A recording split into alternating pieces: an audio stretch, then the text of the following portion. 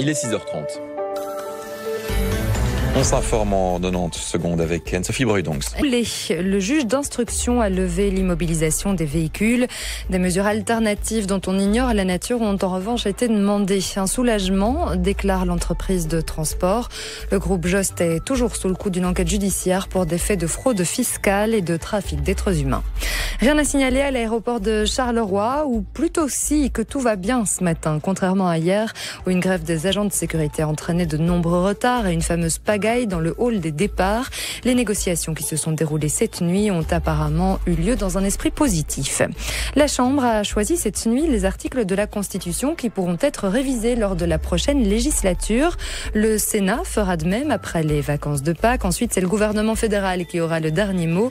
L'article 1er de la Constitution ne figure pas sur la liste de la Chambre. Cet article qui cristallisait les tensions entre francophones et néerlandophones, il stipule que la Belgique est un État fédéral composé de régions et de communautés. Le centre 127 bis ne peut lui plus enfermer d'enfants. Le Conseil d'État vient de suspendre l'arrêté royal initié par Theo Franken lorsqu'il était secrétaire d'État. Le Conseil d'État estime qu'il y a trop de nuisances sonores pour les enfants. Le centre 127 bis se trouve en effet en bordure des pistes près de l'aéroport de Zaventem. Depuis août dernier, des familles avec enfants pouvaient être détenues dans ce centre en attente d'une expulsion. 22 enfants y ont déjà séjourné.